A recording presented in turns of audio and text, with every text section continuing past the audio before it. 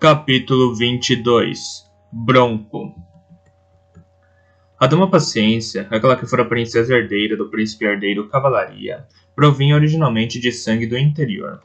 Seus pais, Dom Varilobre e Dama Averia, pertenciam a uma nobreza muito baixa. Para eles, vê-la subir de status o suficiente para se casar com um príncipe deve ter sido um choque, especialmente dada a natureza caprichosa e, diriam alguns, obtusa da filha. A ambição confessada por Cavalaria de casar com Paciência foi a causa da primeira divergência com o pai, o rei sagaz. Através daquele casamento, Cavalaria não conquistou nenhuma aliança valiosa ou vantagens políticas, apenas uma mulher excêntrica ao extremo, cujo grande amor pelo marido não a impedia de expressar abertamente opiniões impopulares. Tampouco a dissuadia de se dedicar obstinadamente a qualquer distração que atraísse sua instável imaginação. Os pais haviam morrido no ano da peste de sangue. Ela não tinha filhos e era tida como estéril na época em que o marido, Cavalaria, caiu de um cavalo para a morte. Acordei, ou pelo menos voltei a mim. Estava na cama, rodeado de calor e suavidade. Não me mexi. Em vez disso, perscrutei-me cautelosamente em busca de dores. A cabeça já não latejava, mas me sentia cansado, dolorido e rígido, como às vezes ficamos depois de sentir muita dor. Um arrepio percorreu minhas costas. Molly estava nua, ao meu lado, respirando suavemente contra o meu ombro. O fogo da lareira já quase se extinguira. Fiquei à escuta. Ou era muito, muito tarde ou muito cedo. A torre estava quase em silêncio. Não me lembrava de ter chegado ali. Voltei a estremecer. Ao meu lado, Molly nem se mexeu. Ao meu lado, Molly se mexeu. Aproximou-se de mim. Deu um sorriso sonolento. Às vezes, você é tão estranho, expirou. Mas eu te amo. Voltou a fechar os olhos. Olhos de noite. Olhos de noite. Estou aqui. Ele estava sempre lá. De repente, não consegui perguntar. Não quis saber. Limitei-me a ficar quieta, sentindo-me doente, triste e com pena de mim mesmo. Tentei acordá-lo, mas você estava pronto para regressar. Aquele outro o esgotara. Esse outro é o nosso rei, o seu rei. Os lobos não têm reis. O que foi que deixei que o pensamento sumisse? Obrigado por me proteger. Ele detectou as minhas ressalvas. O que eu deveria ter feito? Mandá-lo embora? Mandá-lo embora? Embora? Ele estava desconsolado. Não sei. Não vamos falar sobre isso. Molly estava triste e ele a confortara? Eu nem sequer sabia por qual razão ela estava triste. Estivera triste, corrigi, olhando o suave sorriso no seu rosto adormecido. Suspirei. Melhor enfrentar as coisas cedo do que tarde. Além disso, tinha de mandá-la de volta ao seu quarto. Não seria bom que ela estivesse ali quando a torre acordasse. Molly? Disse, suavemente. Ela se mexeu e abriu os olhos. Fitz concordou, sonolenta. Por segurança, precisa voltar para o seu quarto. Eu sei. Nem deveria ter vindo. Parou. Todas aquelas coisas que te disse há alguns dias. Eu não... Coloquei o dedo nos seus lábios. Ela ultrapassou com um sorriso. Você torna esses novos silêncios muito interessantes. Afastou minha mão, deu-me um beijo caloroso. Então deslizou para fora da minha cama e começou a se vestir, com movimentos vivos. Eu me levantei, movendo-me mais devagar. Ela me olhou de relance com uma expressão amorosa. Eu vou sozinha, é mais seguro. Não devemos ser vistos juntos. Um dia isso vai... Comecei. Dessa vez foi ela que me silenciou, com a pequena mão nos meus lábios. Não vamos falar disso agora. Deixemos a noite de hoje como foi. Perfeita. Beijou-me de novo, rapidamente, e esgueirou-se para longe dos meus braços, e depois, pela porta fora, fechou-a silenciosamente atrás de si. Perfeita. Acabei de me vestir e alimentei o fogo. Sentei-me na cadeira junto da lareira e esperei. Não se passou muito tempo até ser recompensado. A entrada para os domínios de Breu abriu-se. Subi as escadas o mais depressa que consegui. Breu estava sentado à frente de sua lareira. Precisa me escutar, saudei-o. Suas sobrancelhas ergueram-se, alarmadas com a intensidade da minha voz. Indicou com um gesto a cadeira à sua frente e eu me sentei. Abri a boca para falar. O que Breu fez então arrepiou todos os pelos do meu corpo. Olhou em torno de si, como se estivéssemos no meio de uma grande multidão. Então tocou nos lábios e fez um gesto pedindo voz baixa. Inclinou-se para mim até nossas cabeças quase se tocarem. Fale baixinho. Baixinho. Sente-se. O que é? Sentei-me, no meu velho lugar na lareira. Meu coração saltava no peito. De todos os lugares de Torre do Cervo, este era o único que nunca pensara em ter de tomar cuidado com o que dizia. Está bem, sussurrou. Está bem, sussurrou ele. Conte-me. Respirei fundo e comecei. Nada omiti, revelando o meu vínculo com veracidade para que toda a história fizesse sentido. Contei todos os detalhes, o espancamento do bobo e a oferta de Catrican a Vigas, bem como o serviço que eu prestara ao rei naquela noite, sereno e justino no meu quarto. Quando sussurrei acerca dos espiões de Majestoso, ele apertou os lábios, mas não pareceu demasiado surpreendido. Quando eu terminei, olhou-me calmamente. De novo, em um sussurro. E o que concluiu de tudo isso? Perguntou-me, como se fosse um enigma que tivesse me dado como lição. Posso falar francamente minhas suspeitas? Perguntei em voz baixa. Um aceno. Suspirei de alívio. Enquanto falava da imagem que emergia em mim ao longo das últimas semanas, senti que um grande peso era tirado dos meus ombros. Breu saberia o que fazer, e então falei rápida e sobriamente. Majestoso sabia que o rei estava morrendo por causa da doença. Comparede era o seu instrumento para manter o rei sedado e aberto aos murmúrios de Majestoso. Ele queria desacreditar veracidade. Iria despir Torre do Cervo de cada mínima riqueza que conseguisse encontrar. Queria abandonar Vigas aos navios vermelhos, para mantê-los ocupados enquanto punha em ação suas próprias ambições. Pintava Catrican como uma estrangeira com ambições ao trono, uma esposa desonesta e desleal. Pretendia reunir poder. O seu objetivo, como sempre, era o trono, ou pelo menos o máximo que conseguir reunir dos 7 ducados para si. Daí as suntuosas diversões que oferecia aos duques interiores e respectivos nobres. Breu foi anuindo renitentemente enquanto eu falava. Quando fiz uma pausa, ele interveio em voz baixa. Há muitos buracos nessa teia que diz que Majestoso está tecendo. Posso preencher alguns, sussurrei. Suponhamos que o círculo que Galeno criou é leal a Majestoso.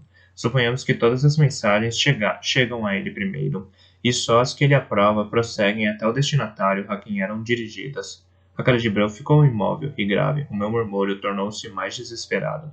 E se as mensagens forem atrasadas só o suficiente para tornarem patéticos os nossos esforços de nos defendermos? Eles fazem veracidade parecer um tolo. Mina a confiança no homem, e veracidade não seria capaz de detectá-lo? Abanei lentamente a cabeça. Ele é poderosamente talentoso, mas não pode escutar tudo ao mesmo tempo.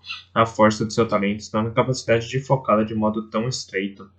Para espiar o seu próprio círculo, teria sido obrigado a desistir de vigiar as águas costeiras em busca de navios vermelhos. E ele, veracidade, está consciente dessa discussão neste momento? Envergonhado, encolhi os ombros. Não sei. Esse é um dos meus defeitos. O vínculo com ele é errático. Por vezes sei o que pensa tão claramente como se estivesse ao meu lado e o dissesse em voz alta.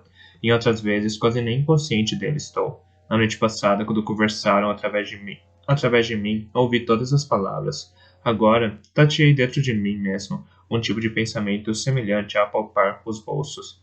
Não sinto nada além de estarmos ainda ligados. Inclinei-me para a frente e pousei a cabeça nas mãos. Senti-me vazio. Chá?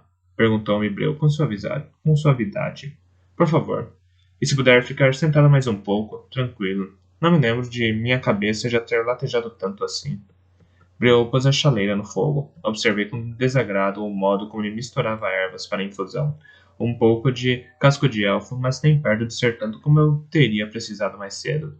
Folhas de hortelã, pimenta e erva de gato. Um pouco de preciosa raiz de gengibre. Reconheci a maior parte do que ele costumava dar à veracidade para sua exaustão de talento. Então voltou a se sentar junto de mim. Não pode ser. O que sugere requeriria uma lealdade cega majestosa por parte do círculo. Ela pode ser criada por alguém fortemente talentoso. Meu defeito é um resultado do que Galeno me fez. Lembra-se da admiração fanática de Galeno por cavalaria? Era uma lealdade criada. Galeno poderia ter feito o mesmo a eles. Antes de morrer, quando estava concluindo o treino, Breu abanou lentamente a cabeça. Acho que Majestoso poderia ser tão estúpido de pensar que os navios vermelhos se contentariam com vigas. Acabarão por querer cervo, por querer rasgão e rasos. Em que posição ficaria ele nessa altura? Ficaria com os ducados interiores, os únicos que lhe interessam, os únicos com os quais tenho uma lealdade mútua. Isso lhe daria um vasto perímetro de terra como isolamento contra qualquer coisa que os navios vermelhos pudessem fazer. E assim como você, talvez acredite que eles não querem território, apenas terrenos para saquear. São gente do mar, não avançarão tanto para o interior que lhe causem problemas. E os ducados costeiros estarão ocupados demais combatendo os navios vermelhos para se voltarem contra o majestoso. Se os 6 ducados perderem a sua costa, o reino perde o comércio e as rotas de navegação. Quão satisfeitos ficarão os duques interiores com isso? Encolhi os ombros. Não sei. Não tenho todas as respostas, Breu. Mas essa é a única teoria que fui capaz de montar, na qual quase todas as peças encaixam. Ergueu-se para despejar água fumegante da chaleira num bule castanho bojudo. Enxaguou bem com a água fervente e então despejou lá dentro a folha cheia de ervas que misturara. Observei-o despejar a água fervente sobre as ervas. O aroma de jardim encheu os aposentos. Memorizei a imagem do velho tampando o bule, embrulhei-a com um momento simples e doméstico, em que ele colocou o bule na bandeja com algumas chavenas e guardei-a cuidadosamente em algum lugar do coração. A ideia aproximava-se sorrateiramente de Breu com a mesma certeza com que a doença devorava Sagaz. Os seus hábeis movimentos já não tinham exatamente a mesma precisão. A sua vivacidade de pássaro não era tão rápida como fora. Meu coração doeu de repente, com o vislumbre do inevitável. Quando me entregou a chavena de chá fumegante, franziu a sobrancelha ao ver a minha expressão. Que passa? Sussurrou ele. Quer um pouco de mel no chá? Respondi a pergunta abanando a cabeça. Bebi um gole de chá e quase queimei a língua. Um sabor agradável cobriu o picante do casco de elfo. Após alguns minutos, senti a mente clarear, e uma dor de que quase não tinha consciência voltou a adormecer. Muito melhor, suspirei. E Breu esboçou-me uma mesura, satisfeito consigo mesmo. Voltou a se inclinar para mim. Continua a ser uma teoria fraca. Talvez tenhamos apenas um príncipe autoindulgente, que se diverte com distrações para os aduladores enquanto o herdeiro está longe. Negligencia a proteção da costa porque tem uma visão limitada e espera que o irmão volte para casa e limpe a porcaria que ele fez. Assalta o tesouro e vende cavalos e gado para acumular riqueza para si mesmo enquanto não há ninguém que lhe detenha. Nesse caso, para que pintar Vigas como traidor e Catrican como forasteira? Para que espalhar rumores ridículos acerca de veracidade da sua demanda? Inveja. Majestoso sempre foi o filho predileto e mimado do pai. Não acho que ele se voltaria contra Sagaz. Algo na voz de Breu me fez achar que ele queria desesperadamente acreditar nisso. Sou eu que forneço as ervas que com parede administra, a Sagaz para as dores. Não duvido das suas ervas, mas acho que há outras que lhe são acrescentadas. Para quê? Mesmo se Sagaz morrer, Veracidade continua sendo o herdeiro. A menos que Veracidade morra primeiro. Ergui a mão quando Breu abriu a boca para protestar. Não que isso vá mesmo acontecer. Se Majestoso controla o círculo, pode transmitir a notícia da morte de Veracidade a qualquer momento. Majestoso torna-se príncipe herdeiro, e então deixe as palavras se desvanecerem. Breu soltou um longo suspiro. Basta. Já me deu o suficiente para ponderar. Irei examinar essas ideias com os meus próprios recursos. Por enquanto, tente cuidar de si mesmo, e de Catrican, e do povo. Se existir nem que seja uma gota de verdade nas suas teorias, todos se tornarão obstáculos ao objetivo de Majestoso.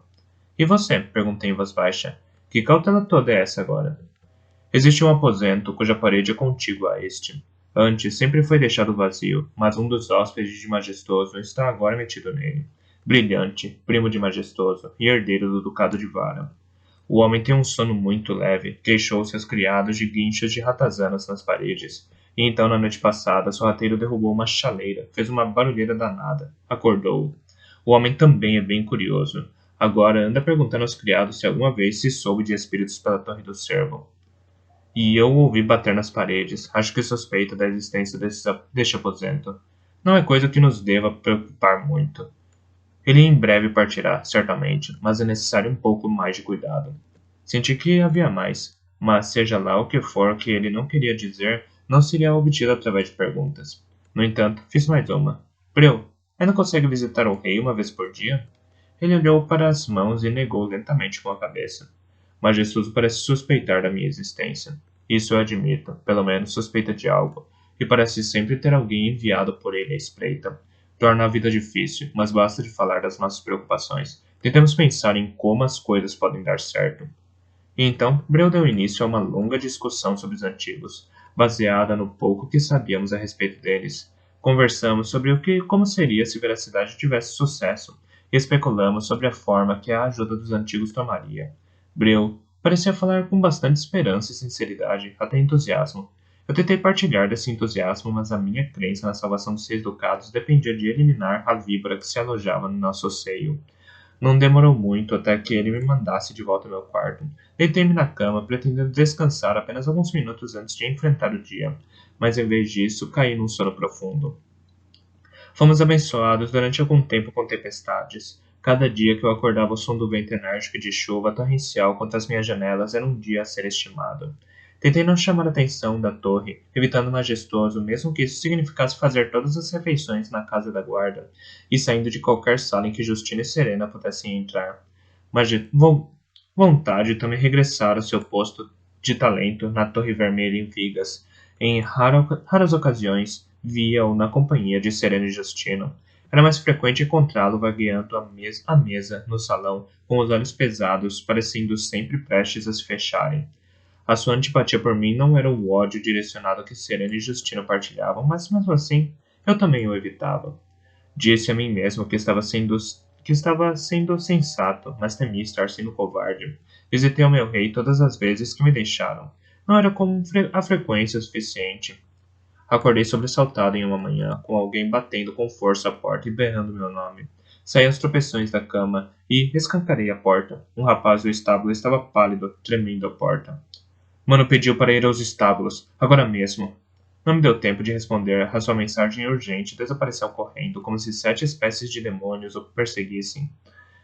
Enfiei a roupa do dia anterior. Pensei em lavar o rosto, alisar o cabelo e fazer um rabo de cavalo novo, mas esses pensamentos ocorreram-me depois de descer metade da escada. Enquanto corria pelo pátio, consegui ouvir as vozes alteradas de uma discussão nos estábulos. Sabia que Mano não teria me chamado por causa de uma simples discussão entre seus rapazes. Não conseguia imaginar o motivo de ter me chamado. Empurrei as portas e abri caminho através de uma aglomeração de rapazes do estábulo e cavalariços para chegar ao centro da confusão. Era Bronco. Já não estava mais gritando. Desgastado pela viagem e cansado, agora estava em silêncio. Mano estava ao seu lado, pálido, mas firme.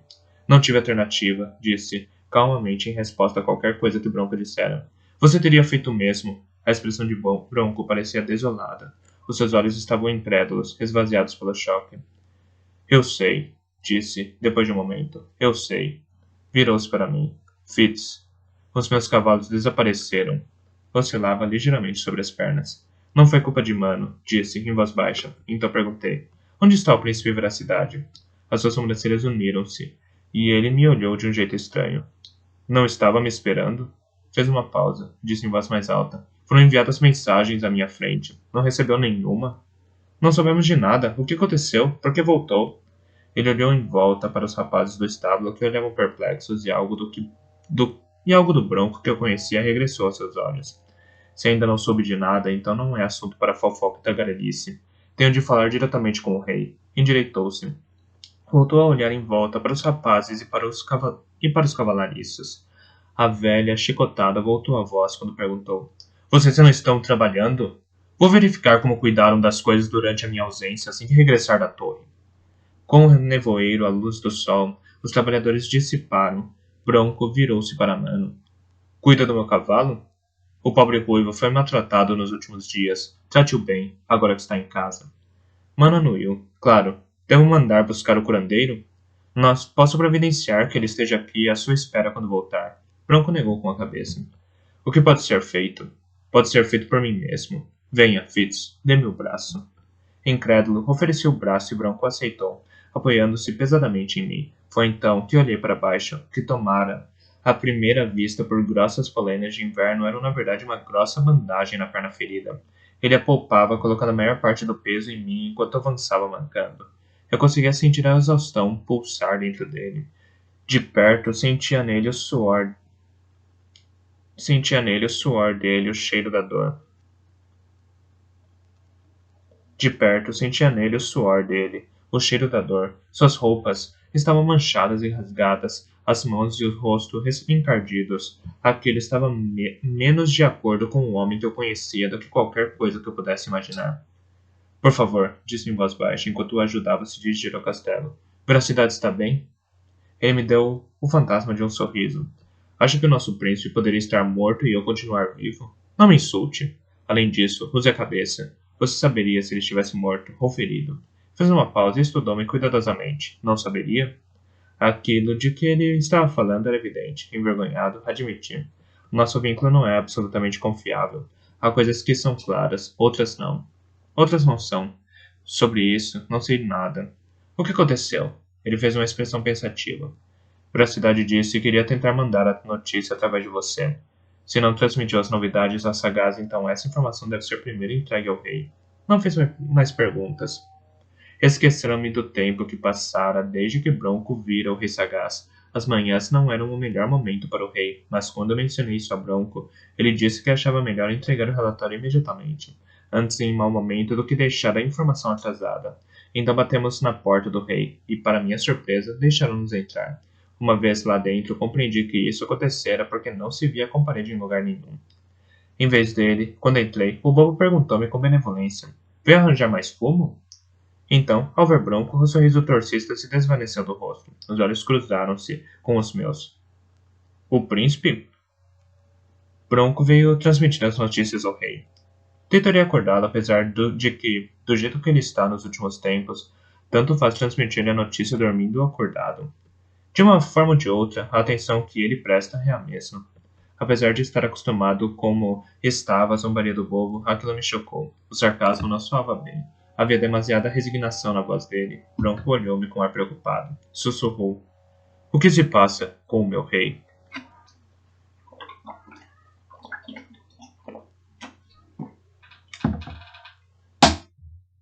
Pedira-me que se calasse com a Pedi-lhe que se calasse com a cabeça e o levei a uma cadeira. Eu fico em pé perante meu rei. Eu fico em pé perante meu rei, até que ele peça que me sente, disse ele com obstinação. Está ferido, ele compreenderia. Ele é meu rei. É isso que eu compreendo. Então desisti de insistir. Esperamos durante algum tempo e por mais um pouco. Por fim, o bobo saiu do quarto do rei. Ele não está bem. Acautelou-nos.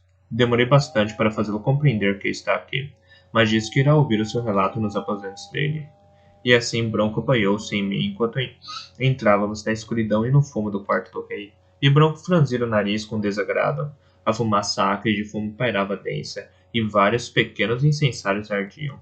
O bobo prendera os dosséis da cama e, enquanto esperávamos em pé, ele sacudiu e enfiou almofadas atrás da costa do rei até que Sagaz lhe disse para se afastar com um pequeno gesto. Olhei para o nosso monarca e me perguntei como pude não terem chegado antes os sinais de sua doença. Eram evidentes quando se olhava para ele. O declínio geral do seu corpo, o ranço amargo do suor, o amarelo no branco dos olhos, era o mínimo que eu deveria ter visto. O choque na expressão de Bronco disse-me claramente que a mudança desde que o vira pela última vez era imensa. Mas escondeu-o bem e aprumou-se. Meu rei, vim apresentar um relatório, disse formalmente. Sagaz piscou lentamente. Relatório, disse com uma voz vaga. Fiquei sem saber com certeza se ele estaria apenas repetindo uma palavra ou dando a Bronco uma ordem. Bronco tomou como uma ordem. Foi tão meticuloso e preciso como sempre exigira que eu fosse. Eu permaneci em pé, e ele apoiou o seu peso no meu ombro, enquanto falava sobre a viagem com o príncipe Veracidade através das neves de inverno, avançando sempre em direção ao reino da montanha. Não rebuscou palavras, falou claramente. A viagem fora cheia de dificuldades, apesar dos mensageiros que foram enviados à frente da expedição de Veracidade. A hospitalidade e o auxílio ao longo do trajeto tinham sido muito pobres. Os nobres cujas casas ficavam ao longo da rota alegavam nada saber sobre a vinda de Veracidade. Em muitos casos, encontraram apenas criados para recebê-los de uma hospitalidade que não ultrapassava a que teria sido oferecida a qualquer viajante comum. Provisões e cavalos adicionais que deveriam estar à espera deles em determinados locais não estavam.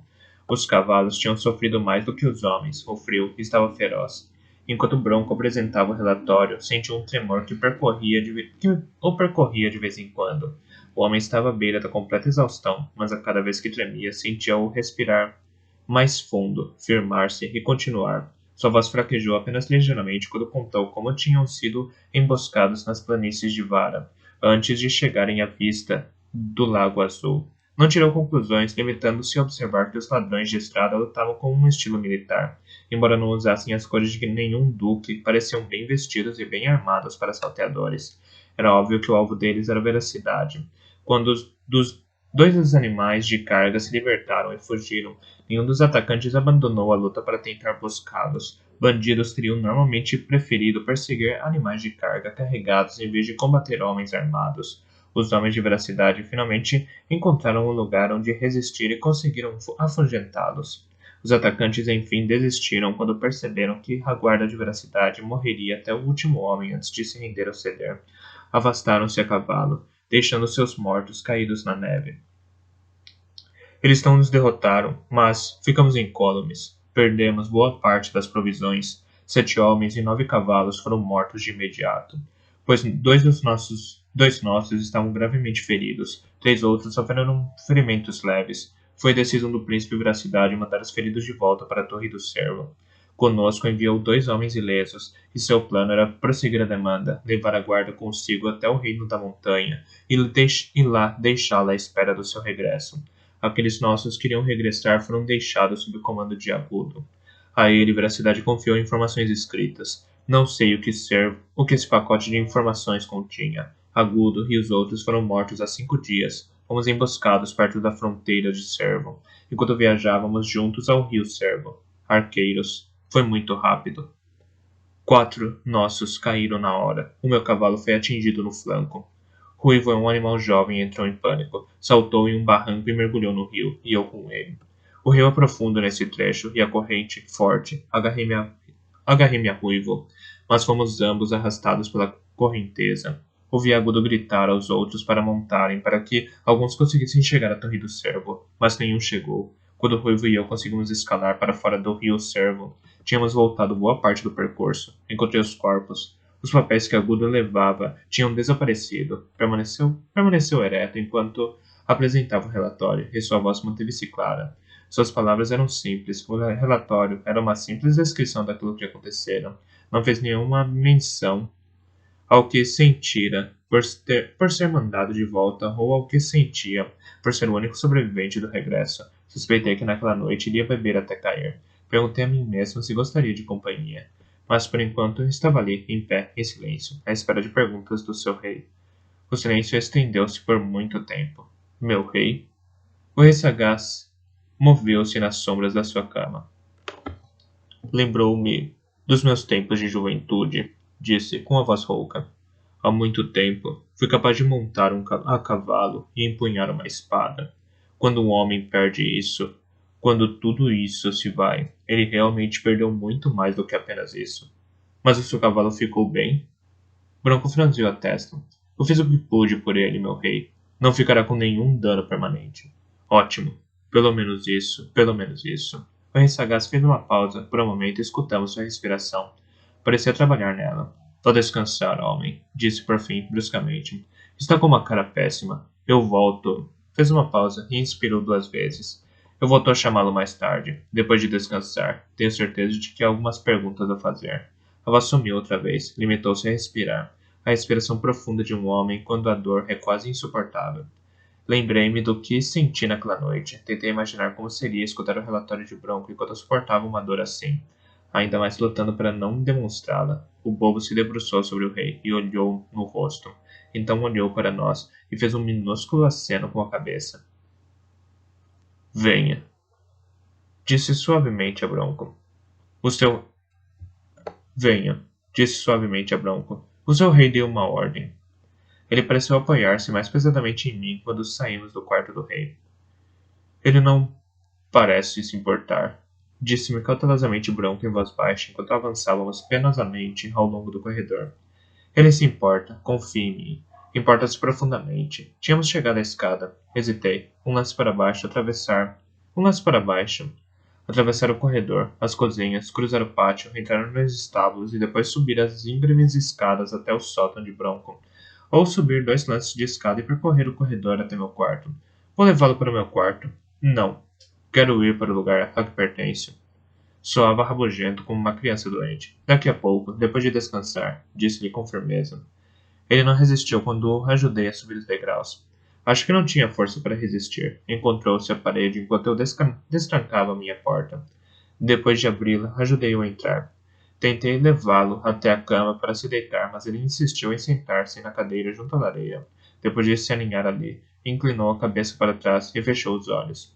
Quando relaxou, todas as privações da viagem apresentaram-se no seu rosto. Via-se muito osso embaixo da carne, e sua cor era terrível. Ergueu a cabeça e passou os olhos pelo quarto como se nunca antes o tivesse visto. Fitz, tem alguma coisa para beber aqui em cima? Eu sabia que não se referia a chá. Conhaque?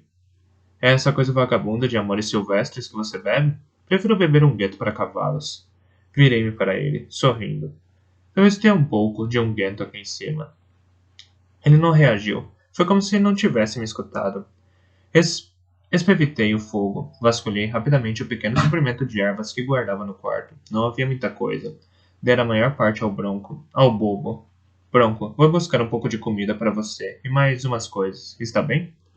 Não houve resposta. Ele já estava profundamente adormecido ali sentado. Fui ao seu lado. Nem precisei tocar a pele do seu rosto para sentir a febre ardendo. Perguntou-me o que teria acontecido à perna dessa vez. Um ferimento no local de um ferimento antigo, e depois uma jornada. Não estaria curado em breve. Isso era evidente para mim. Apressei-me a sair do quarto. Nas cozinhas, interrompi Sarah, que fazia pudins, para lhe dizer que Bronco estava ferido e doente no meu quarto. Menti, dizendo que ele tinha uma fome voraz, e pedi o favor de mandar até lá em cima um rapaz com comida e alguns baldes de água limpa e quente. Ela imediatamente colocou outra pessoa para mexer o pudim e desatou a tilintar bandejas, bules e talheres. Muito em breve teria comida o suficiente para fornecer um pequeno banquete. Corri aos estábulos para informar Mano de que Bronco estava no meu quarto e que lá ficaria por algum tempo. Então subi os degraus que levavam ao quarto de Bronco. Pretendia arranjar as ervas e raízes de que iria precisar. Abri a porta. O aposento estava frio, a umidade tinha entrado, e com ela, o mofo. Fiz uma nota mental de mandar alguém ali acender o fogo e abastecer o quarto de lenha, água e velas. Bronco esperara estar longe todo o inverno. Como era típico dele, arrumar o quarto severamente. Encontrei alguns potes de unguento de ervas, mas não descobri nenhuma reserva de ervas recentemente secas, ou as levara consigo, ou as oferecera antes de partir. Parei no centro da sala e olhei em volta. Havia passado meses desde que ali estivera. Memórias de infância preencheram minha cabeça. Horas passadas em frente daquela lareira, a consertar ou a olhar arneses. Costumava dormir em uma esteira junto ao fogo, narigudo, o primeiro cão que me ligara. Bronco afastaram, para tentar impedir-me de usar a manha. Abanei a cabeça perante a inundação de emoções conflituosas e regressei para fora. A porta que bati em seguida foi a de paciência. Renda abriu-a e, ao ver a expressão no meu rosto, quis imediatamente saber. O que está vendo? Bronco regressou. Está lá em cima, no meu quarto. Está gravemente ferido. Não tenho muitas ervas curativas. Mandou chamar o curandeiro? Hesitei. Bronco sempre gostou de fazer as coisas do seu jeito. Bem, é verdade. Era a paciência que entrava na sala de estar. O que esse louco fez a si mesmo agora? O príncipe Veracidade está bem? O príncipe e a sua guarda foram atacados. O príncipe nada sofreu e prosseguiu a viagem para as montanhas. Mandou de volta aqueles que foram feridos com 2 homens ilesos como escolta. Bronco foi o único a sobreviver e a chegar em casa. A viagem de volta foi assim tão difícil? Perguntou Paciência. Ainda já se mexia pela sala, reunindo ervas, raízes e materiais para fazer curativos. Foi fria e traiçoeira. Pouca hospitalidade lhes foi oferecida ao longo do caminho, mas os homens morreram quando foram emboscados por arqueiros, já perto da fronteira de Cervo. O cavalo de Bronco atirou em um rio. Foram levados pela correnteza por uma boa distância. Isso foi provavelmente a única coisa que o salvou. Qual o seu ferimento? Agora também Paciência se movia. Abriu um pequeno aparador e começou a retirar de lá preparados de unguentos e tinturas. Na perna, na mesma perna. Não se falar com certeza, ainda não a examinei. Mas não importa o peso dele, ele não consegue andar sozinho, e tem febre. Paciência pegou um cesto e começou a enchê-lo de remédios. Bem, por que está aí parado? Perguntou-me rispidamente quando me viu à espera. Volte para o seu quarto e veja o que pode fazer por ele. Nós subimos logo mais com isso. Falei sem rodeios. Eu acho que ele não vai deixá-las ajudar. Veremos, disse calmamente Paciência. Agora providencie água quente. Os baldes de água que eu pedira estavam junto da minha porta. Quando a água na chaleira começou a ferver, as pessoas começaram a convergir para o meu quarto. A cozinheira mandou 2 bandejas de comida para cima, além de leite aquecido e chá quente. Paciência chegou e começou a dispor as ervas em cima da minha arca. Rapidamente mandou Renda ir buscar uma mesa e 2 cadeiras. Bronco dormia na minha cadeira, profundamente adormecido, apesar de ocasionais ataques de tremores. Com uma familiaridade espantosa, Paciência colocou a mão na testa dele e depois procurou sob o ângulo do seu maxilar por algum inchaço. Agachou-se ligeiramente para olhar a sua face adormecida. Bron? Perguntou em voz baixa. Ele sequer estremeceu. Com muita suavidade, ela afagou seu rosto. Está tão magro, tão desgastado. Lamentou-se suavemente. Umedeceu um pano em água quente e limpou com gentileza seu rosto e suas mãos, como se ele fosse uma criança. Então tirou uma manta da minha cama e aconchegou-a cuidadosamente em volta de seus ombros. Pegou-me observando-a e devolveu-me um olhar furioso. Preciso de uma bacia de água quente, disse. Quando foi encher da bacia, ela se agachou à frente dele. Pegou calmamente a tesoura de prata e cortou a lateral da bandagem que envolvia a perna de Bronco. As faixas manchadas pareciam não ter sido trocadas desde o mergulho no rio. Cobriam a perna até acima do joelho, quando Renda levou a bacia de água quente e ajoelhou ao lado dela. Paciência abriu a bandagem suja como se fosse uma concha.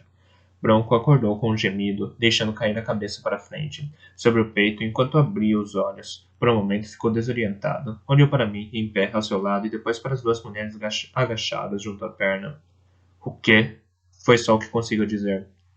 Está nojento, disse-lhe Paciência. Inclinou-se para trás sobre os calcanhares e confrontou-o como se tivesse deixado um rastro de esterco no chão limpo. Por que ao menos não a manteve limpa? Bronco olhou a perna de relance. Sangue velho e lodo do rio tinham secado junto por cima da fissura inchada que descia pelo joelho. Sentiu uma repugnância visível por aquilo. Quando respondeu à Paciência, sua voz estava baixa e tensa. Quando o ruivo me levou para o rio, perdemos tudo. Não tinha bandagens limpas, não tinha comida, não tinha nada. Podia ter deixado o ferimento descoberto e limpo, e depois congelado. Acho que isso seria melhor? Aqui está a comida. Aqui está a comida, disse eu, abruptamente. Parecia que a única maneira de impedir que discutissem era evitar que falassem um com o outro. Desloquei a pequena mesa com uma das bandejas da cozinheira para perto dele. Paciência levantou-se para sair do caminho. Servi-lhe uma caneca de leite aquecido nas mãos. Elas começaram a tremer ligeiramente quando ele levou a caneca à boca. Não havia percebido quão faminto ele estava. Não beba de uma vez, protestou Paciência. Renda e eu lançamos a ela um olhar de advertência, mas a comida parecia ocupar toda a atenção de Bronco. Ele pousou a caneca e pegou um pãozinho quente em que eu tinha passado manteiga. Comeu-o quase inteiro no tempo que eu levei para encher a caneca novamente. Era estranho vê-lo tremer assim com a comida nas mãos. Quis saber como teria conseguido manter o controle de si mesmo até aquele momento.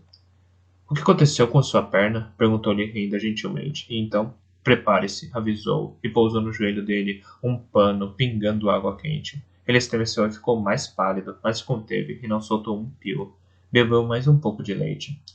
Uma flecha, disse, por fim. Foi um azar maldito ter me atingido no mesmo lugar, o mesmo que o javali dilacerou há tantos anos, e alojou-se no osso. Velocidade conseguiu extraí-la. Recostou-se de súbito na cabeça, como se a memória o deixasse enjoado. Exatamente em cima da velha cicatriz, disse debilmente, e sempre que dobrava o joelho, abria-se e sangrava mais um tanto. Devia ter mantido a perna imóvel, observou Paciência. Nós 3 olhamos para ela. Ah, suponho que realmente não podia, corrigiu. Vamos examiná-la, sugeriu Renda, e pegou o pano úmido. Bronco afastou-a com um gesto. Deixe. Eu mesmo tratarei a ferida, depois de comer. Depois de comer, irá descansar, informou Paciência. Renda, afaste-se, por favor. Para meu espanto, Bronco não replicou. Renda recuou para fora do caminho e Dama Paciência ajoelhou-se em frente ao mestre dos estábulos. Ele a observou com uma expressão estranha no rosto, enquanto ela erguia o pano. Umedeceu o canto do pano na água limpa, torceu-o e lavou habilmente o ferimento. O pano tépido e úmido soltou a crosta de sangue. Limpo, o ferimento não tinha tão mau aspecto como tivera inicialmente. Ainda era uma ferida uma ferida feia, e as dificuldades por que Bronco passara complicaram a sua recuperação. A carne fendida estava escancarada e formara-se carne esponjosa onde o ferimento devia ter se fechado. Mas todos nós fomos visivelmente nos descontraindo à medida que a paciência limpava. Havia vermelhidão, inchaço e infecção numa das extremidades, mas não havia putrefação, nenhum escurecimento da carne que rodeava a ferida. Paciência estudou por um momento. O que você acha? Perguntou em voz alta para ninguém em particular. Raiz de pau do diabo? Aquecida e esmagada para fazer uma cataplasma? Temos um pouco, Renda? Um pouco, senhora. Virou-se para o cesto que tinha trazido e começou a remexer lá dentro. Bronco virou-se para mim. Aqueles potes vieram do meu quarto? Perante meu sinal de assentimento, ele respondeu com um aceno seu. Foi o que pensei. Aquele pequeno, largo e castanho. Traga-o aqui. Tomou-o das minhas mãos e tirou a rolha. Eu tinha um pouco disso, quando parti de Torre do Cervo, mas foi usado com os animais de carga, depois da primeira emboscada. O que é? Perguntou Paciência. Aproximou-se, com a raiz de pau do diabo na mão, para espreitar curiosa. Morugem e folhas de tanchagem, cozidas em azeite no fogo brando e depois trabalhadas com cera de abelha para fazer um unguento. Isso deve servir bem, concedeu ela, depois da cataplasma de raiz. Preparei-me para as objeções dele, mas Bronco limitou-se a fazer um aceno com a cabeça. De repente, pareceu muito cansado. Recostou-se e aconchegou-se melhor na manta. Seus olhos se fecharam. Ouviu-se uma batida na minha porta. Fui ver quem era e descobri que Catherine estava ali em pé, com Rosa Maria ao lado. Uma das minhas damas contou-me sobre um boato de que Bronco tinha regressado, começou. Então olhou através de mim para o quarto. Então é verdade? Ele está ferido? E meu senhor? Ah, e veracidade? Ficou subitamente mais pálido do que eu julgava ser possível. Ele está bem, assegurei-lhe. Entre. Amaldiçoei-me pela minha falta de consideração. Devia ter imediatamente enviado a ela a notícia do regresso de Bronco e das novidades que ele trazia. Devia saber que, se assim não fosse, ela não seria informada. Quando Catherine entrou, Paciência e Renda ergueram o olhar da raiz de pau do diabo que estavam cozinhando no vapor para cumprimentá-la com mesuras rápidas e murmúrios de saudação. O que aconteceu com ele? Quis saber Catherine, e eu lhe contei, relatando tudo aquilo que Bronco contara aos reis sagaz, pois achava que ela tinha tanto direito a ter notícias do marido como sagaz a ter notícias do filho. Voltou a perder a cor quando mencionei o ataque à veracidade, mas guardou o silêncio até minha história terminar. Graças a todos os nossos deuses que ele se aproxima das minhas montanhas, vai estar a salvo, pelo menos dos homens. Dito aquilo, aproximou-se de onde Paciência e Renda preparavam a raiz. O vapor deixara-a suficientemente mole para que fosse esmagada até fazer uma massa maleável, e estava deixando-a resfriar antes de aplicá-la na infecção. Bagas cinzentas da montanha dão uma excelente loção para um ferimento como este, sugeriu em voz alta. Paciência ergueu acanhadamente os olhos para ela. Já tinha ouvido dizer, mas esta raiz aquecida será muito útil para absorver a infecção da ferida. Outra boa loção para carne esponjosa é feita de folha de framboesa e ovo vermelho, ou então como cataplasma. Não temos folha de framboesa, lembrou Renda e Paciência. A umidade penetrou nela, não sei como, e ela embolorou. Tenho folha de framboesa, se precisarem, disse Catherine em voz baixa. Tinha preparado um chá matinal com ela. Foi um remédio que a minha tia me ensinou. Baixou os olhos e fez um sorriso estranho. Hã? Perguntou Renda, com interesse súbito. Oh, minha querida! Exclamou Paciência de repente. Estendeu a mão para pegar a de Catherine com a repentina e estranha familiaridade. Tem certeza? Tenho. Em princípio pensei que fosse apenas... Mas depois comecei a ter os outros sinais. Em certas manhãs, até o cheiro do mar consegue me deixar num estado miserável. Eu só quero dormir. Mas deveria dormir, exclamou Renda, rindo alto. E quanto ao não estar, ele passa depois dos primeiros meses. Permaneci quieto, alheio, excluído, esquecido. As três mulheres subitamente riram juntas. Não admira que estivesse tão ansiosa por notícias dele. Ele soube antes de partir? Àquela altura nem sequer suspeitava. Queria tanto contar a ele, ver a sua reação. Está esperando um bebê? Está esperando um bebê? Disse eu, estupidamente. Todas se viraram para mim e então rebentaram em gargalhadas. Ainda é segredo, preveniu-me Catrogan. Não quero boatos antes que o rei seja informado. Quero ser eu a contar-lhe. Claro, assegurei-lhe. Não lhe disse que o bobo já sabia, e já sabia havia vários dias. O filho de veracidade, disse-me próprio. Um súbito e estranho tremor submergiu-me. A bifurcação no caminho que o bobo vira, o súbito multiplicar de possibilidades. Um fator emergiu acima de todos os outros, o repentino afastamento de majestoso, empurrado mais um passo para longe do trono. Mais uma pequena vida entre ele e o poder a que ansiava. Como ele gostaria pouco dessa notícia. Claro, repeti, com mais ânimo. Claro, repeti, com mais ânimo. É melhor manter essa notícia em segredo absoluto, pois, uma vez que ela viesse à tona, não tinha dúvidas de que Catrogan correria tanto perigo quanto o marido.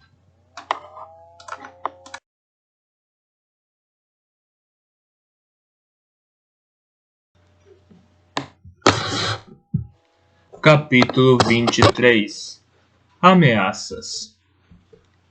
Aquele inverno viu Vigas ser lentamente devorado, tal como uma falésia comida pelas marés de tempestade. Em princípio, Duque Ford mandou regularmente notícias a Catrogan. As novidades chegavam a ela diretamente do Duque através de mensageiros de Libré, que vinham ao cavalo. No começo, as notícias que eles traziam eram otimistas. As opalas da rainha reconstruíram Barca. O povo de lá mandou-lhe não só os seus agradecimentos, mas também um pequeno cofre com as minúsculas pérolas que tanto estimavam. Estranho. O que era demasiado valorizado para ser sacrificado até mesmo para reconstruir a sua aldeia. Era livremente oferecido em agradecimento a uma rainha que cedera suas joias para que seu povo tivesse abrigo. Duvido de que o sacrifício daquela gente tivesse tanto significado para qualquer outra pessoa. Catrogan chorou sobre o minúsculo cofre. Mensageiros posteriores trouxeram notícias mais sombrias. Entre tempestades, os navios vermelhos atacaram outra vez e mais outra.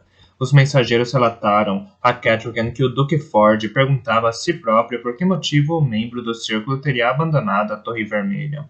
Quando Catrogan teve a ousadia de interrogar Serena sobre aquilo ser verdade, ela disse que tinha se tornado muito perigoso manter vontade lá, pois o seu talento era precioso demais para ser arriscado junto dos navios vermelhos. Poucos foram os que não notaram a ironia. A cada mensageiro que chegava, as novidades pioravam. Os ilhéus tinham estabelecido bases nas ilhas Gancho e Bashi. O Duque Ford reuniu embarcações de pesca e guerreiros e atacou valentemente sozinho, mas descobriu que os navios vermelhos estavam ali muito bem entrincheirados. Navios e guerreiros sucumbiram, e Vigas relatou gravemente que não havia fundos para outra expedição. Nessas circunstâncias, as esmeraldas de veracidade foram entregues a Catrogan. Ela os enviou sem qualquer remorso. Se serviram para alguma coisa, nunca soubemos, nem sequer tivemos a certeza de terem sido recebidos. As mensagens vindas de Vigas tornaram-se mais erráticas, e logo ficou evidente que tinham sido enviadas notícias que nós não recebemos. A comunicação com Ford interrompeu-se por completo, depois de 2 mensageiros nossos terem sido enviados à Torre do Cervo para não regressarem. Catrogan jurou que não arriscaria mais vidas. A essa altura, os salteadores de Gancho e Bashi tinham começado a assolar a costa mais ao sul, evitando a vizinhança imediata de Torre do Cervo, mas simulando ataques e lançando provocações tanto ao norte de nós como ao sul. Perante todas essas incursões, Majestoso manteve-se resolutamente indiferente. Afirmava estar conservando recursos até que Veracidade regressasse com os antigos para expulsar os salteadores de uma vez por todas. Mas os divertimentos e entretenimentos em Torre do Cervo tornaram-se ainda mais luxuosos e frequentes, e os presentes que ele dava aos seus duques e nobres do interior eram cada vez mais generosos. No meio da tarde, Bronco estava de volta aos seus aposentos. Quis mantê-lo onde pudesse vigiá-lo, mas ele zombara da ideia. A própria renda tratara de apontar o seu quarto, e Bronco resmungara bastante a esse respeito. Tudo o que ela fizera fora acender a lareira, mandar trazer água fresca, mandar sacudir e arejar a roupa de cama, e mandar varrer o chão e trazer palha fresca. Uma das velas de mole ardia no centro da mesa, dando um perfume de pinho fresco ao quarto mofado, mas Bronco resmungara que aquilo nem parecia o seu quarto. Deixei-o lá, bem recostado na cama e com uma garrafa de conhaque à mão. Compreendi o motivo da garrafa bem demais. Quando o ajudei a atravessar os estábulos e a subir ao sótão, passamos por cocheiras vazias atrás de cocheiras vazias. Não tinham sido só cavalos a desaparecer. Cães de caça de primeira categoria também haviam sumido. Não tive coragem de ir ver os cercados. Tinha a certeza de que os encontraria igualmente saqueados. Mano caminhara ao nosso lado, silencioso, mas esgotado. Os seus esforços eram visíveis. Os estábulos, propriamente ditos, estavam impecáveis. Os cavalos que restavam tinham sido tratados até brilhar. As cocheiras vazias haviam sido esfregadas, recaiadas. Mas uma despensa vazia, por mais limpa que esteja, não dá conforto algum a um homem esfomeado. Eu sabia que os estábulos eram o tesouro e o lar de Bronco. Ele voltara e encontrara ambos rapinados. Depois de deixar Bronco, dei uma volta pelos celeiros e currais. Era lá que o melhor gado reprodutor passava o inverno. Encontrei-os tão minguados como os estábulos. Touros premiados tinham desaparecido. Das ovelhas negras de dorso encaracolado que costumavam encher o curral, só restavam 6 e um carneiro raquítico. Não lembrava exatamente que outro gado estivera outrora ali. Mas havia muitos currais e baias vazios numa estação do ano em que geralmente estavam todos cheios. Depois dos celeiros, vagueei pelos armazéns e despensas e dependências.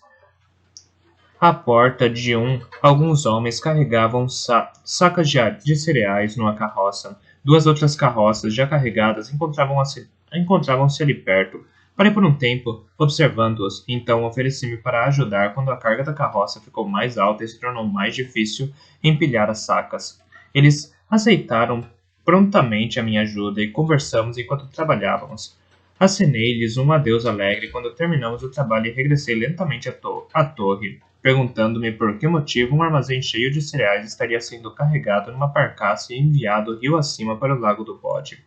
Decidi que iria ver como estava Bronco, antes de regressar aos meus aposentos. Subi a escada que levava ao seu quarto e fiquei transtornado ao encontrar a porta escancarada.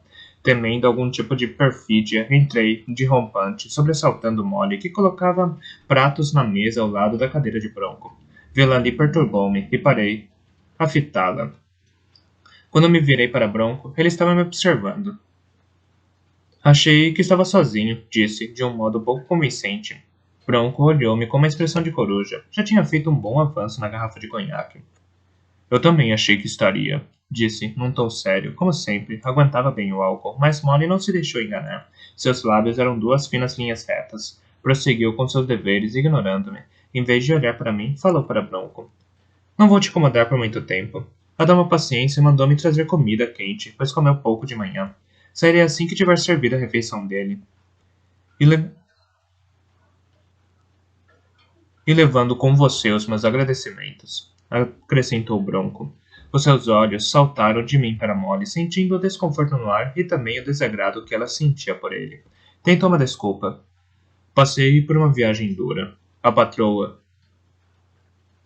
Passei por uma viagem dura, patroa, e o ferimento dói muito.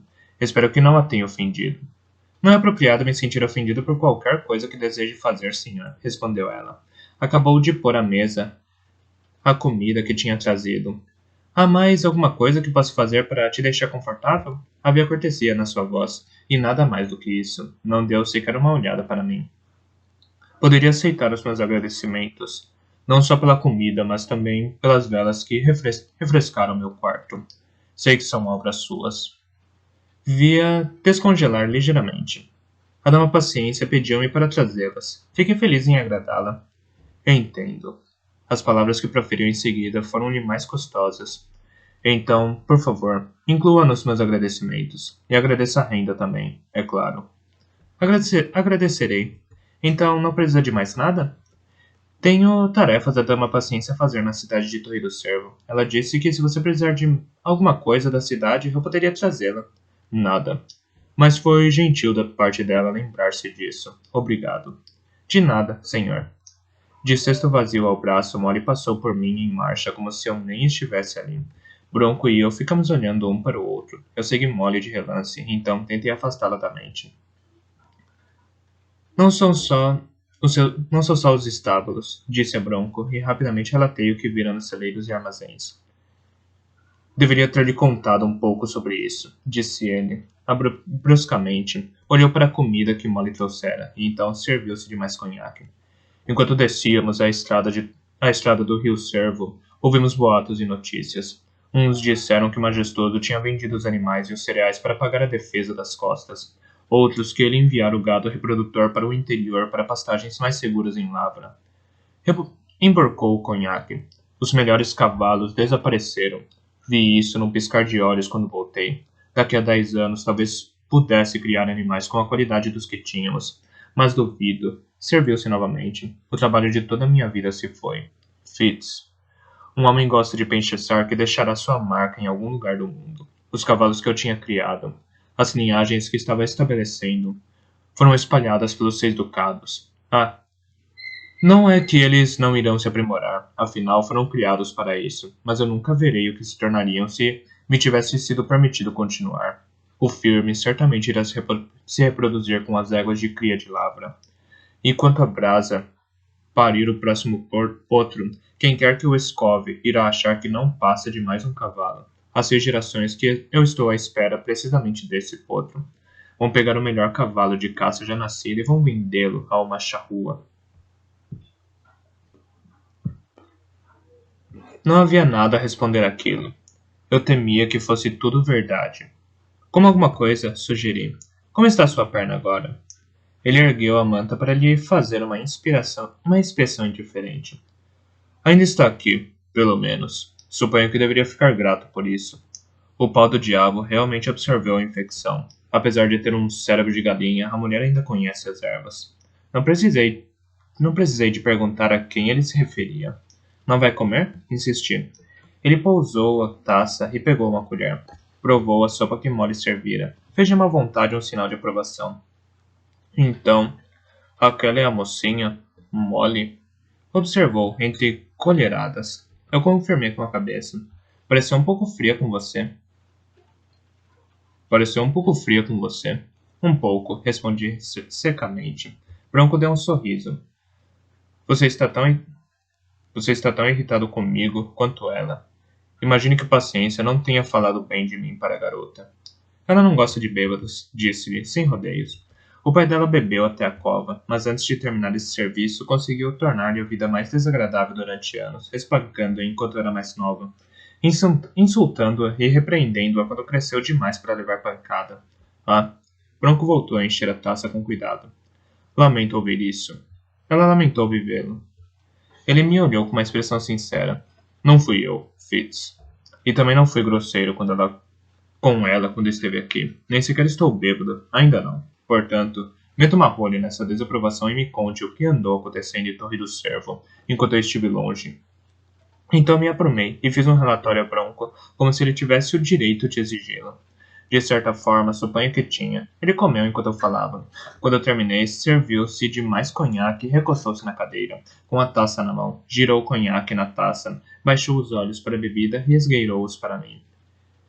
E Catherine está grávida, mas nem o rei nem Majestoso sabem ainda. Pensei que estivesse dormindo. Estava.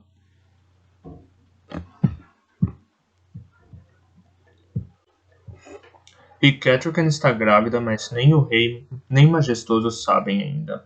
Pensei que estivesse dormindo. Estava. Estava quase convencido de ter sonhado essa conversa. Bem. Emborcou o conhaque, ergueu-se na cadeira e tirou a manta de cima da perna.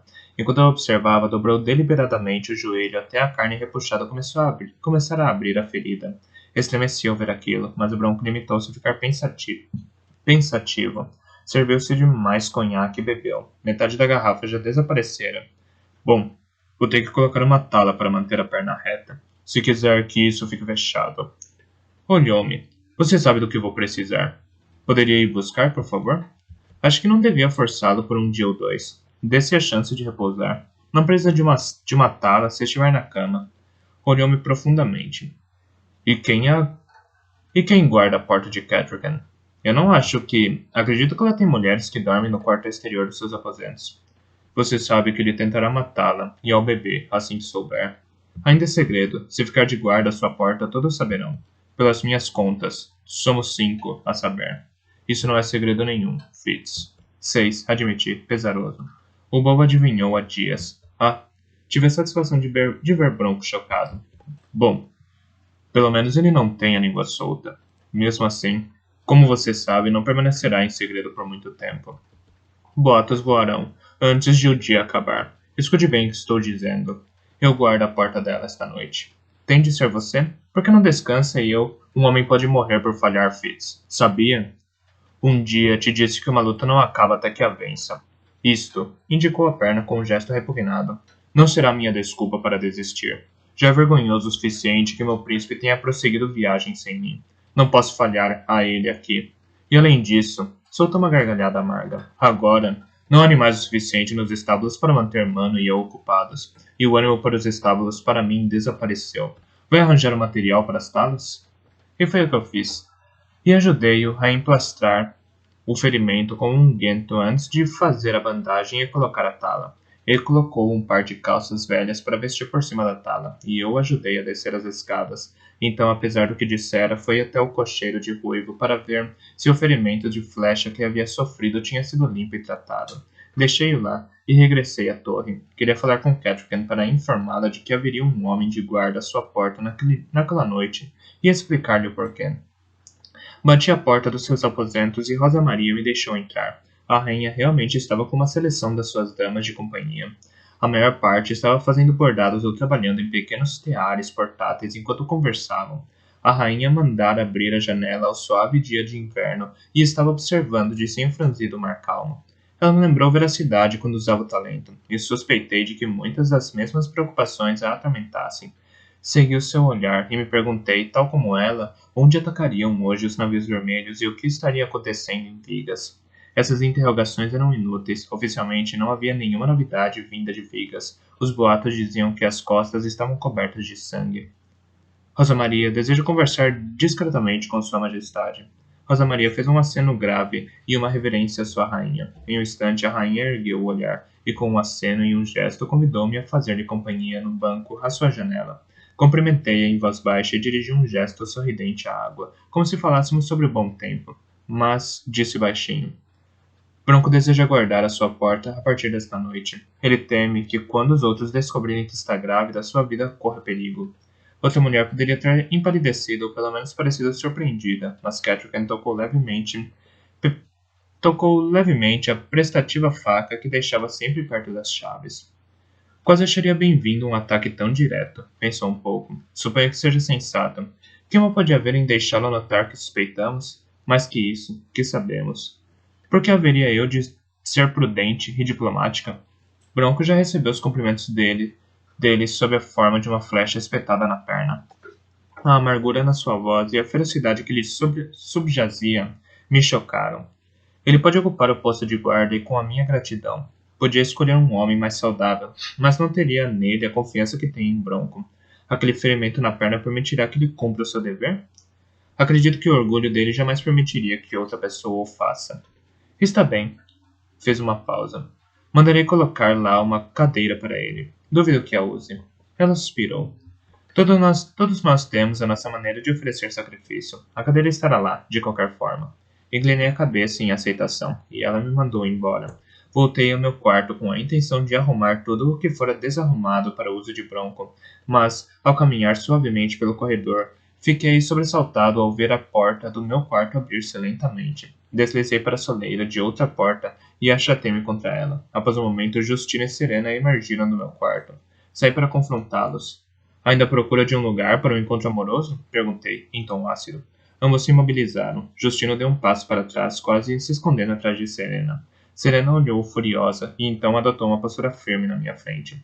Não devemos nenhum tipo de explicação a você. Nem por estarem no meu quarto? Encontraram alguma coisa interessante? Justino respirava como se tivesse acabado de fazer uma corrida. Olhei-o deliberadamente nos olhos. Ele estava mudo. Sorri para ele. Sequer precisamos falar com você, anunciou Serena. Sabemos o que você é. Venha, Justino.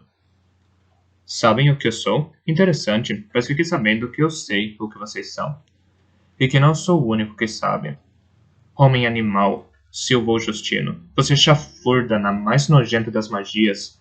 Acho que conseguiria passar desapercebido por nós? Não admira que Galeno tenha te achado indigno de usar o talento. A sua flecha atingira o alvo e vibrara no meu medo mais secreto. Tentei não demonstrar. Eu sou leal a sagaz. De rosto composto, olhei-o firmemente. Nada mais disse do que aquilo. Não por palavras, mas medi-os de cima a baixo, comparando-os com o que deviam ser, e descobri-os hesitantes. No diminuto arrastar de pés, nos rápidos relances que atiraram um ao outro, decidi que eles sabiam que eram traidores. Eles informavam o majestoso. Sabiam que deveriam informar o rei. Não se deixavam iludir quanto ao que eram, e compreendiam-no. Talvez Galeno lhes tivesse cauterizado na mente uma lealdade majestosa. Talvez não pudessem conceber virar-se contra ele, mas parte deles ainda sabia que Sagaz era o rei, e que eram desleais a um rei a quem tinham prestado juramento. Guardei para mim essa fração de conhecimento. Era uma fissura que um dia poderia virar uma grande rachadura. Dei um passo adiante e gostei de ver Serena encolher-se para longe de mim, enquanto Justino se exprimia entre ela e a parede. Mas não fiz qualquer ataque. Virei-lhes as costas e abri a porta. Ao entrar no meu quarto, eu senti um sorrateiro fiapo de talento tateando as bordas da minha mente. Sem pensar, bloqueei-o como veracidade me ensinara. Guardem os pensamentos para si mesmo, preveni-os, e não me dignei a olhar para trás. Fechei a porta. Por um momento, fiquei parado, ofegante. Calma, calma. Não afrouxei as guardas mentais. Então, em silêncio, cautelosamente tranquei a porta. Depois de trancá-la bem, movi-me com cuidado pelo quarto. Breu dissera-me uma vez que os assassinos têm sempre de acreditar que as outras pessoas têm mais habilidades do que eles. É a única maneira de sobreviver e de se manter atento. Então não toquei em nada, caso algo no quarto tivesse sido revestido com veneno, e fui para o centro do quarto. Fechei os olhos e tentei lembrar-me exatamente do aspecto que ele tinha quando saí pela última vez. Abri os olhos e procurei por mudanças no ambiente. A pequena bandeja de ervas estava bem no centro da arca. Eu a tinha deixado perto da beirada, ao fácil alcance de Bronco. Portanto, haviam revistado a arca. A tapeçaria do rei, sabedoria, que estava ligeiramente torta havia meses, estava agora alinhada. Foi tudo o que consegui perceber, e isso me confundiu. Não fazia ideia do que eles poderiam ter procurado. O fato de terem remexido a arca sugeria que seria um objetivo pequeno bastante para caber ali dentro. Mas, por que erguer a tapeçaria e espreitar por trás? Permaneci imóvel, pensando. Não tinha certeza do que eles esperavam encontrar, mas suspeitei de que lhes teria sido dito para procurarem uma passagem secreta no meu quarto. Isso significava que o majestoso concluíra que matar a Damatima não era o suficiente. As suas suspeitas eram mais fortes do que Breu me levara a crer. Fiquei quase grato por nunca ter sido capaz de descobrir como fazer funcionar a entrada para os aposentos de Breu. Isso me deu mais confiança no seu sigilo. Inspecionei cada objeto no meu quarto antes de manuseá-lo. Joguei fora cada migalha de comida que permanecera nas bandejas da cozinha, para que nada nem ninguém pudesse prová-la. Também me livrei da água dos baldes, bem como da que tinha na jarra. Inspecionei a minha reserva de lenha e velas em busca de pó ou resina. Verifiquei se havia pó na roupa de cama e relutantemente descartei toda a minha reserva de ervas. Não iria correr riscos. Não senti falta de nenhum dos meus pertences, nem encontrei algo que tivesse sido acrescentado ao quarto. Algum tempo depois, sentei-me na cama, sentindo-me exausto e irritado. Concluí que precisaria estar mais atento. Recordei a experiência do bobo e refleti sobre ela. Não queria encontrar um saco e um espancamento da próxima vez que entrasse no meu quarto. O quarto de repente pareceu-me limitante, uma armadilha que teria de regressar todos os dias. Saí sem me incomodar em trancá-lo. As trancas eram inúteis. Que eles pensassem que eu não temia as intrusões, embora temesse. Lá fora, o fim da tarde estava suave e o céu limpo. O atípico bom tempo perturbou-me mesmo enquanto aproveitava o passeio pelo castelo.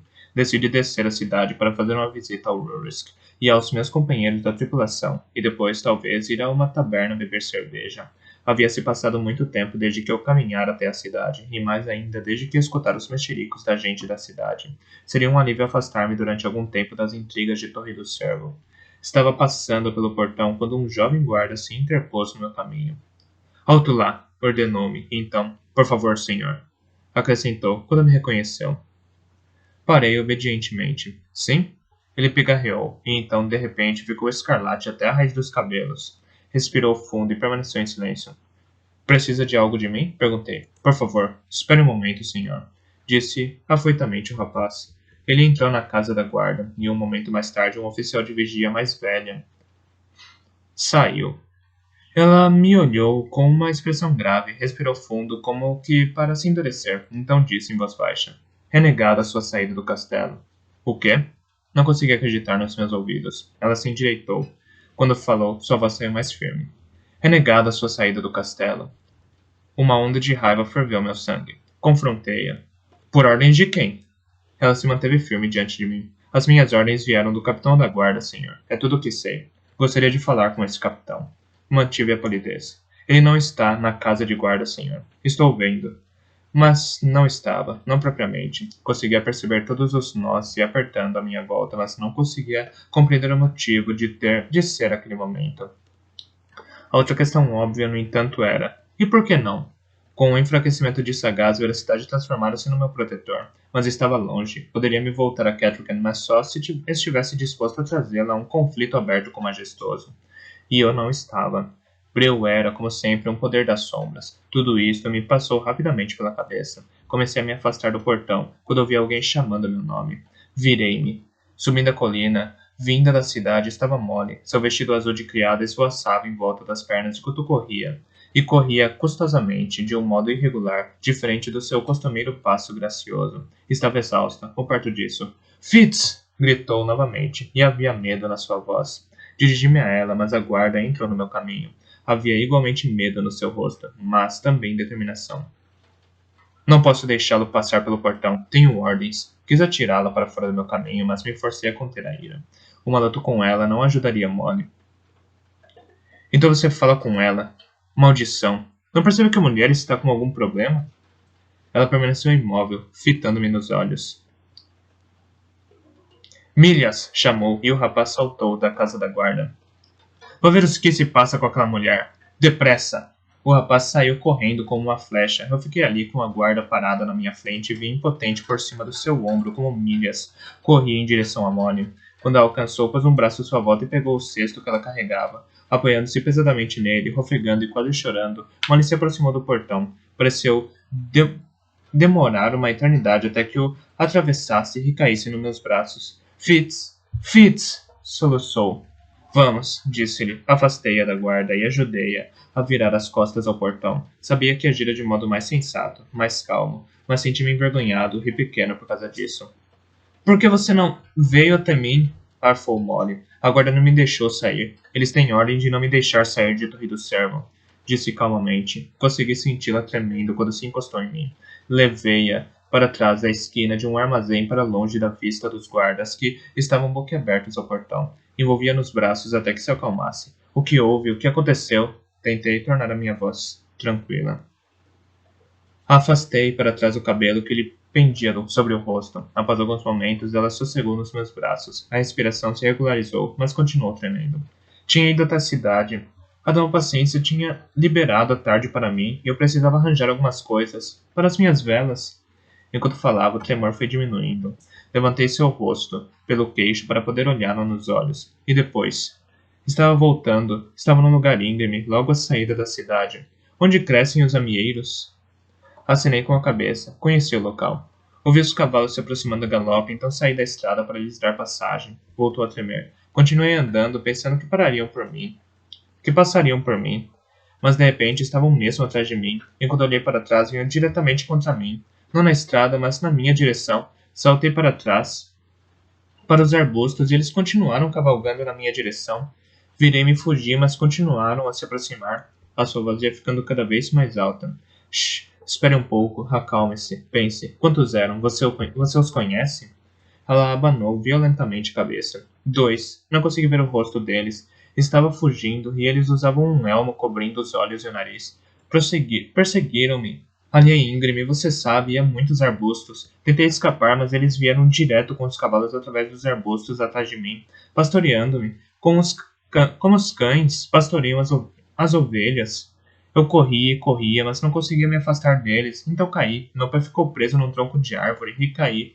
Eles saltaram dos cavalos, um deles me empurrou no chão enquanto o outro pegava meu cesto. Derrubou tudo, como se procurasse alguma coisa, mas estavam rindo e rindo. Eu pensei... Meu coração batia agora tão fortemente como de modo. Eles te machucaram? Eles te machucaram? Perguntei ferozmente. Ela fez uma pausa como se não fosse capaz de chegar a uma conclusão, e então abanou a cabeça com violência. Não como você está pensando. Ele só me segurou no chão e riu. E o outro disse que eu era uma idiota por me deixar ser usada por um bastardo. Disseram, de novo, fez um momento de pausa. O que quer que lhe tivesse dito, o que lhe tivessem chamado, era suficientemente feio para ela não conseguir repetir para mim. Era como se tivessem sido capazes de machucá-la tanto que ela nem sequer pudesse partilhar a dor. Era como se tivesse sido trespassada por uma espada. Eles me avisaram, prosseguiu por fim. Disseram para ficar longe do bastardo, para não fazer seu trabalho sujo. Eles disseram coisas que eu não entendi sobre mensagens de espiões e traição. Disseram que podiam fazer todos ficarem sabendo que eu era a prostituta do bastardo. Tentou limitar-se a proferir a palavra, mas ela saiu com mais força do que as outras. Desafiou-me a retrair-me perante ela. Depois disseram que eu seria enforcada se não lhes desse ouvidos, que transmitir recados para um traidor era ser traidora. A voz tornou-se estranhamente mais calma. Depois cuspiram em mim e me largaram.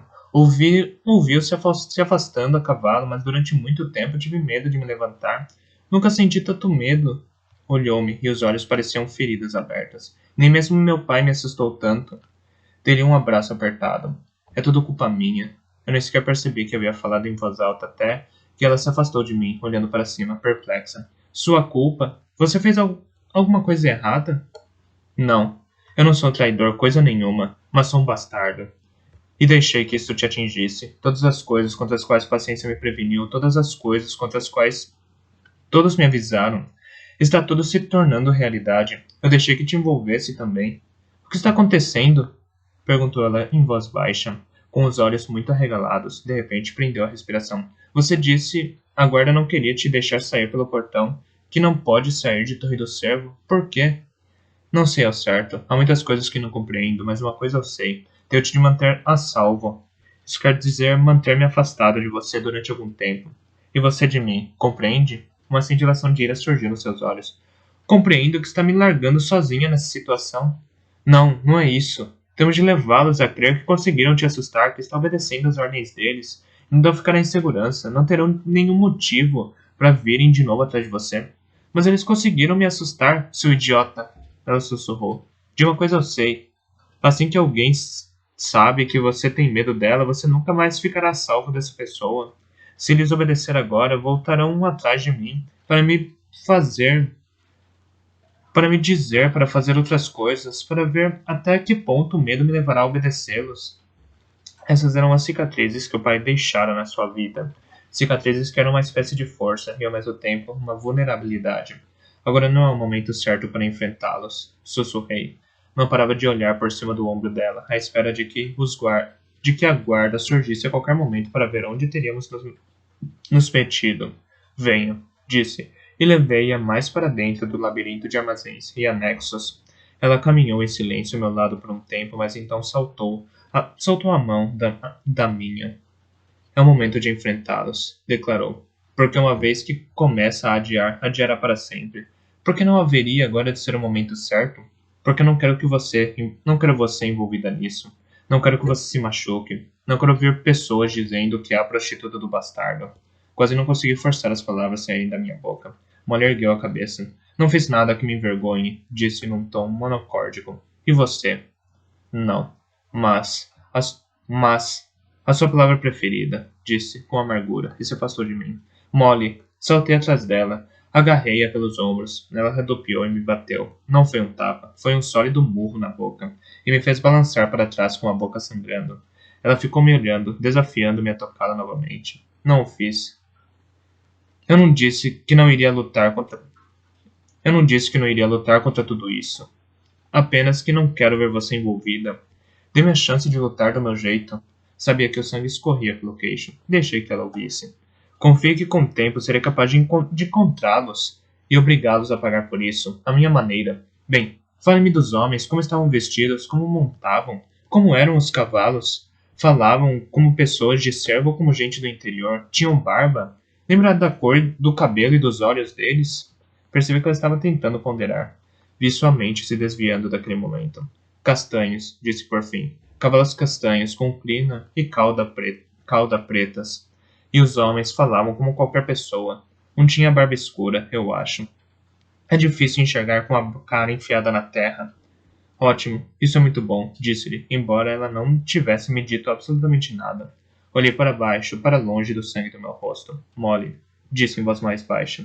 Eu não irei ao seu quarto durante algum tempo, porque tem medo.